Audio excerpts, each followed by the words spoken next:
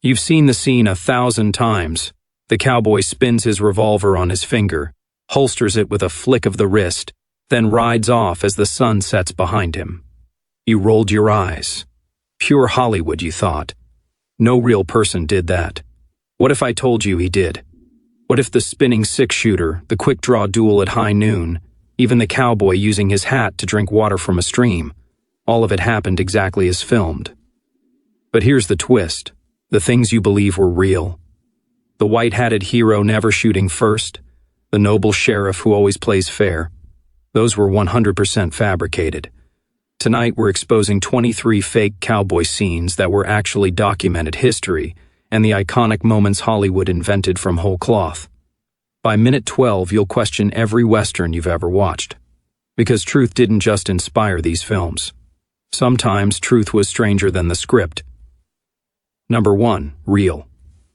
The revolver spin was standard practice for reloading under. In 1903, U.S. Marshal Heck Thomas testified before Congress about frontier gunfighting tactics. He described how lawmen spun revolvers on their index fingers to quickly access the loading gate on the right side of Colt single-action Army models. Thomas demonstrated the move for senators. Flick the wrist, spin the gun 360 degrees clockwise, catch it by the barrel, reload 3 chambers, spin it back into firing position. In a real fight, Thomas said, "You don't have time to fumble with the gate. The spin saves 2 seconds. 2 seconds is the difference between breathing and bleeding." Photographs from the 1880s show Texas Rangers practicing this exact maneuver during training drills. Even Wild Bill Hickok's 1876 autopsy report notes calluses on his right index finger consistent with repetitive revolver spinning. Hollywood didn't invent the spin. They just slowed it down for dramatic effect. The real version happened in under a second, too fast for the naked eye to catch. Number 2. Fake.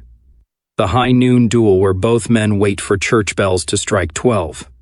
0 documented cases exist of gunfighters agreeing to meet at high noon for a formal duel. Real confrontations happened in saloon doorways at 2 a.m., behind outhouses at dawn, or mid-street without warning. The high noon trope originated in a single 1952 film, High Noon, where screenwriter Carl Foreman invented the device to create moral tension. Historians have scoured 10,000-plus frontier court records, newspaper accounts, and personal diaries. Not one mentions opponents scheduling a shootout around clock towers. Why? Because real gunfighters avoided fair fights. They shot from ambush, fired first without warning, and targeted enemies while sleeping.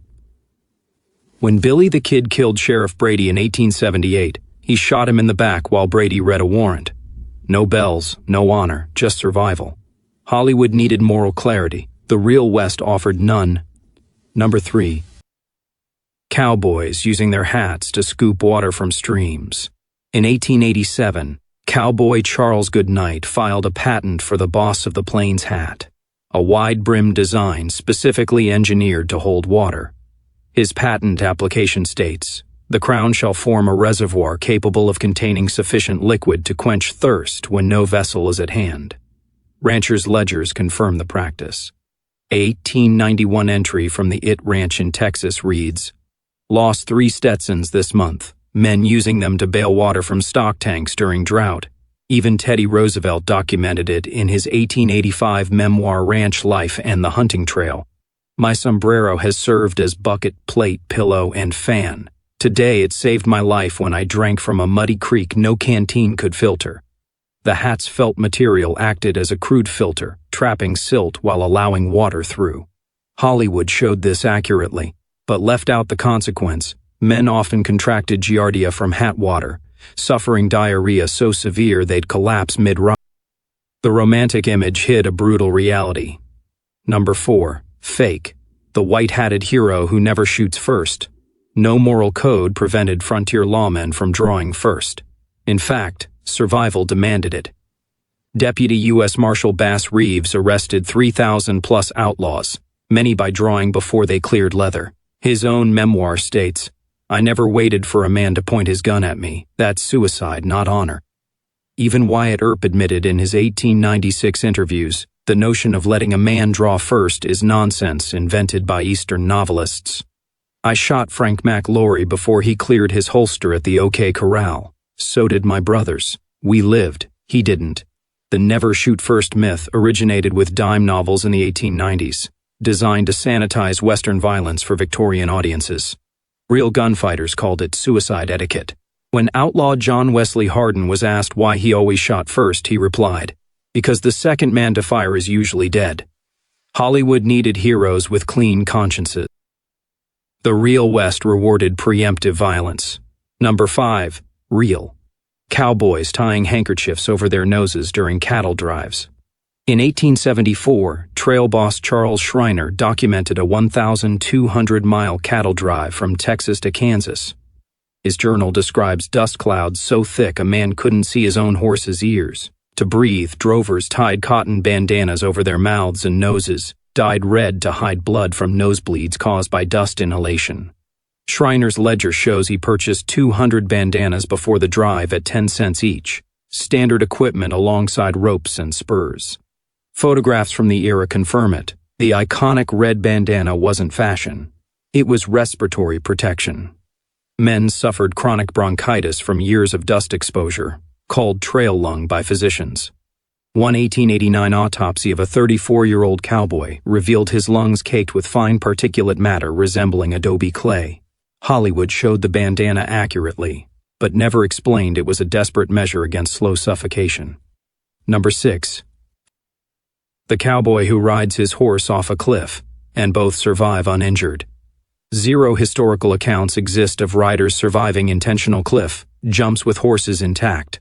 Horses weigh 1,000+ pounds. At terminal velocity, impact forces exceed 2,000 Gs, enough to shatter every bone in rider and animal. The trope originated in 1939 Stagecoach, where stuntman Yakima Canutt performed a controlled drop down a 15-foot embankment, not a cliff, using hidden ramps and breakaway props. Real frontier riders avoided steep terrain at Gallup. When pursued by Apaches in 1871, Scout Al Sieber chose capture over jumping a 20-foot ravine, stating, "A broken neck beats torture, but a horse won't jump what his instincts forbid." Horses refuse sheer drops instinctively. The cinematic leap required drugging animals or using tripwires, a practice banned after 1940 when PETA precursors exposed horse deaths on sets. Real cowboys respected terrain. Hollywood sacrificed animal welfare for spectacle. Number 7. Cowboys carrying spare revolvers in their waistbands. Not just one gun. In 1881, the Pinkerton Detective Agency issued a bulletin warning agents about outlaw gangs who carry 2, sometimes 3 revolvers, one in holster, one in waistband behind the back, one tucked in boot tops. Marshal Dallas Staudenmeyer's 1881 shootout in El Paso saw him fire 18 rounds, impossible with a single 6-shooter unless he reloaded mid-fight or carried backups. His autopsy revealed powder burns on both hips, confirming dual holsters. Even law-abiding ranchers carried spares. Charles Goodnight's 1885 supply order lists 12 Colt revolvers for 6 hands, standard issue for trail drives where rustlers might ambush crews. Hollywood typically shows one gun for visual simplicity. The real West demanded redundancy. When your life depends on firepower, you don't trust a single cylinder. Number 8. Fake. The saloon where everyone stops talking when the hero walks. Saloons were deafeningly loud, pianos blaring, dice rattling, arguments erupting, making silent entrances impossible. A 1876 health inspection of Dodge City saloons measured noise levels at 95 decibels, equivalent to a lawnmower. Patrons shouted to be heard. The silence on entrance trope originated in 1953's Shane, where director George Stevens used audio dampening to create dramatic tension. Real saloons operated on territorial awareness. Regulars tracked newcomers through peripheral vision without breaking conversation. When Wyatt Earp entered a saloon, gamblers kept playing cards. Whiskey kept flowing. Only if he drew his badge did attention shift, and even then, grumbling continued. The cinematic hush served storytelling, not history. Real frontiersmen had too much whiskey in them to care who walked through the door. Number 9. Real. Cowboys using rope to lasso not just cattle, but hostile men. In 1878, Texas Ranger Captain Leander McNelly documented using lassos to disarm Comanchero raiders near the Rio Grande. His report states, "We roped 3 men by the arms before they could fire, dragging them from horses into custody." Buffalo soldiers employed the same tactic against Apache raiders, roping warriors' wrists to prevent bow draws. Even civilians used it. In 1883, Tombstone resident Lou Cooley lassoed outlaw Curly Bill Brocius during a street brawl, yanking him off balance long enough for deputies to arrive. Rope wasn't just for livestock, it was a non-lethal restraint tool in an era before handcuffs were standard issue. Hollywood showed lassos accurately, but only on cattle. The human applications were too brutal for family audiences. A tight rope could dislocate shoulders or crush windpipes. Real cowboys knew rope was a weapon. Studios sanitized it into a herding tool. Number 10. Fake. The cowboy who never drinks whiskey because it clouds his judgment. Most frontier lawmen were functional alcoholics. Wyatt Earp's brother Virgil drank whiskey before the OK Corral shootout to steady his nerve. Marshall Dallas Staudenmeier died in 1882 after passing out drunk in an El Paso street and being shot by a teenager. Even Bass Reeves, legendary for integrity, kept a whiskey flask in his saddlebag, documented in his 1893 expense reports as medicinal spirits, $2.50. Physicians of the era prescribed whiskey for everything from snakebite to depression. Water sources were often contaminated. Whiskey was safer to drink. The teetotal cowboy myth emerged in 1930s westerns when Prohibition-era audiences demanded morally upright heroes. Real lawmen understood whiskey's dangers, but saw dehydration or cholera as greater threats. They drank to survive. Hollywood needed sober role models. History offered none. Number 11. Real. Cowboys wearing their guns with the butt facing forward for cross-draw. Photographs from the 1870s to 1890s show lawmen like Bat Masterson and Bill Tillman wearing holsters with butts reversed, allowing left-handed draw with the right hand across the body. This cross-draw position enabled shooting while seated on horseback or in a wagon seat, impossible with traditional side-draw holsters. Masterson's 1897 memoir explains, "A man on a horse can't clear leather from his hip without standing in the stirrups.